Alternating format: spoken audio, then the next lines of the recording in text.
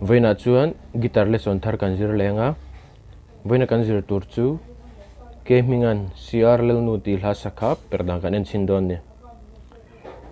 ama sabera chuan intro kan enanga ahnua a verse ahnua a chorus kan en don ni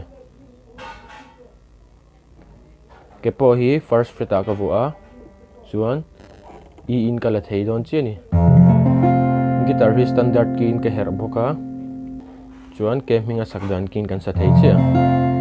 chi chu ti han kan perang in ko jung chal khan G string first fret ai metanga in ko jung line A string second fret in ko jung u hian D string second fret in metang kha chung ber changin kan thai thlang kha i ni yang chuanin a hla hi open chord in kan hme don awangin B chu ti han kan per don ni E kha lada son lola E shape kha angai chi kha heta 8 fret ta iwa thai phe iwa da pheyanga kha achung bertel lovin E hme dan ngai chi a hmetin kha chung bertel lovin A string atangina tawp thlengi thai thlale kha B nianga chuanin A chu 6 fret ta E hme ang chi tu nei hme ang chi hian 6 fret ta ida thlenga kha A niang kha chung bertel lo bokin kan thai thlaleang kami pathum kha a verse kan hmanga a chorus a chuan ki hmang bel dona chumi chu nakina kan soi bel le zel don ni a intro le a verse chu ti hian a kalang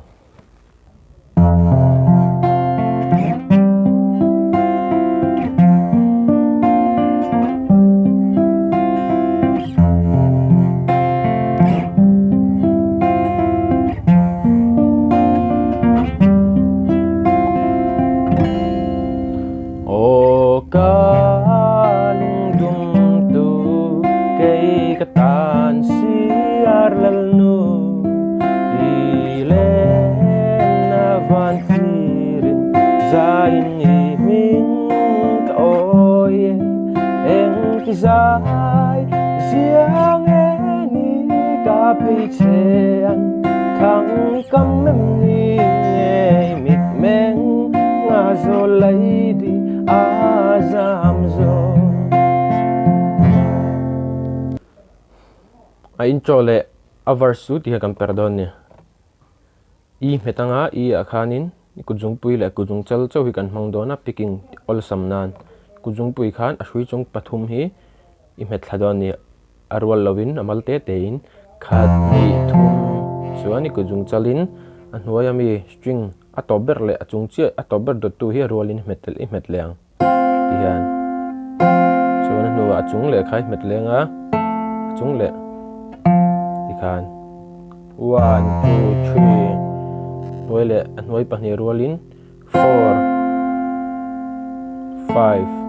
6 tiang kan 1 2 3 4 5 6 shui chung berim heta adote metlea adote tilea chuan anoi pahni met rola anoi pahni MIZO achung le chi kha adot le khan tikhana kalang I chuan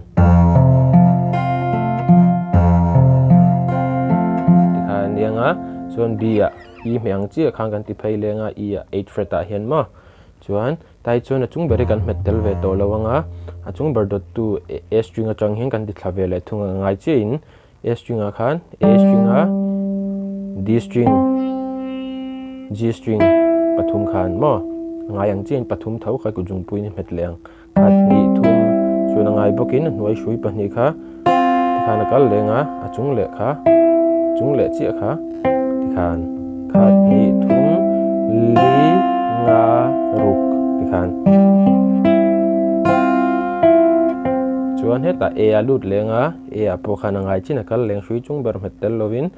khat ni thum arwalin hnoi pahni li a chung le chi nga ruk tikhana kalang khami kha voi hnia kwal don ni chuan a hnuwa khan B a lut le a khat ni thum li nga ruk tikhan ka per chinang a intro kal dan chu ti hena kalang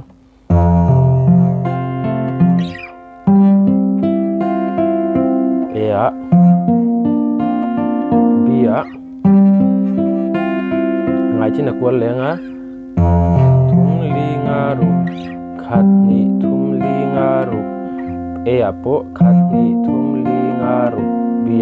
bia kan tawpang khat ni thum li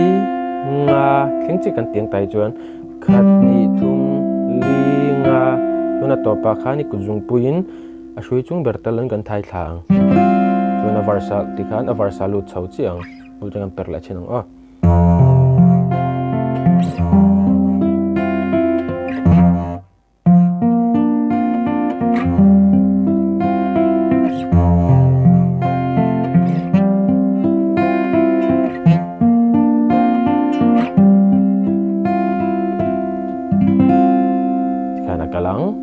chuan avars alutanga avars poka picking ngai thi kan kal lenga ia kan chonanga o ka lung dung bia tu ea ke katan siar lalnu chuan ngai chin ko lenga i lena van thirin zain ni ming ka oye engtin ziang ni ka pinchen thang kam ni mit meng nga zo lai di azam zo ia kan to panga ia khan 1 2 3 4 5 khenga kan tiliang kan top don a che khan 1 2 3 4 5 chuan hrui chung ber kan thai thlang ngei mit meng nga zo lai di azam zo kan chuan kami nuwa khan chorus aron lu chiang a chorus chu ti hian a kal don ni B minor G D E hemi hi voithum a kwal don ni voithum I lung kadung nan hian vana ngel o moi le ser fin teri moi po utla tina khan thi belin kan dila di hen kan strum don ni down up down up down up down down up down up down up down down up down up down up down down up down up down up down ihana kalang down up down up down up down down up down up down up down down up down up down up down down up down up down up down ihana kalang down up down up down up down down up down up down up down down up down up down up down down up down up down up down ilum kadung nan hian vana ngel o moi le ser fim teri moi po putla tina khan thi belin kan dil ta che khan tina khan thim pelin kan dil e alu to lovin bi akan lut don dil na som dan ngai thawin down up down up down up down ti kan tina khan thim pelin kan dil na ti khan akal don ni cho nên nuwa a intro a kan pikang che kan pik leang o ka lung dung tu kei katan siar lalnu i tan kating lo pon buk lung bum min buk thing la ka thi sen zun zam a hian I zun zam azam luat wang em ni izuna kei valahi ka waita MIZO khan ten kan lut leng hal theih ma miang che khan na yang va nang o moi le ser fin te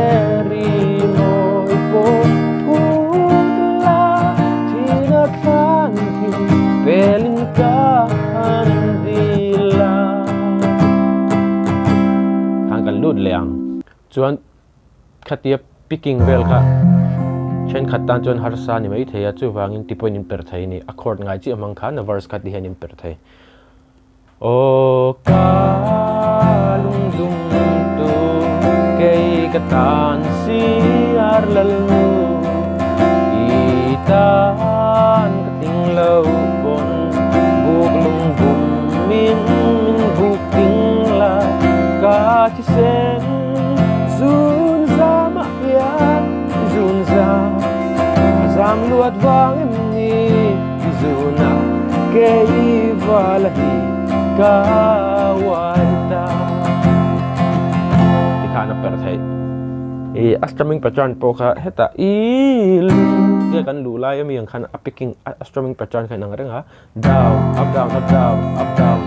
down up down up down up down ti khana kal levek apo down up down up down up down ti khana kalang guitar pick in nei phei chuan hetiang guitar pick in nei phei chuan guitar pick top po hianin per theya ti hian ni per thei du chuan 1 2 3 noi pa nei khai pick chawanga 4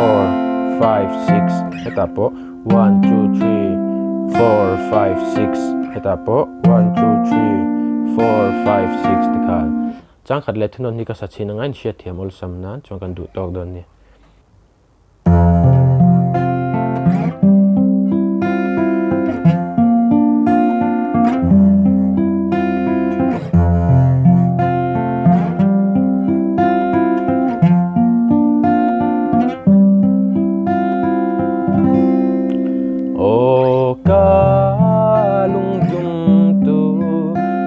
katan siar lalnu ilena vantirin zain min ka oye engtizai ziang ni ka peichen thang kam em ni ngei mit men nga zo lady azam zo kadung nan tiang va nangel o moi le surfing teri moi po putla tina kanti belin kandila o kalung dum tu kei katan siar lalnu ilena vantir zain min ka oye ka sen zun za ma hian zun za azam luat wang ni izuna kei valahi ka wanta ngai chin a verse pakhat athu ka sha to lawa khamin nuwa khan ta khana lu le khal ba the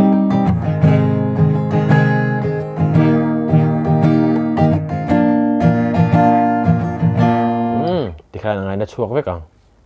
ole khati jong kha tun tuma guitar lesson kan siam thei chu ni sela he ka video hi try tia hlawkpui nei lo nei ni chuan mino like in milo subscribe ve don ne guitar lesson le pe ka kan in mula chu don ne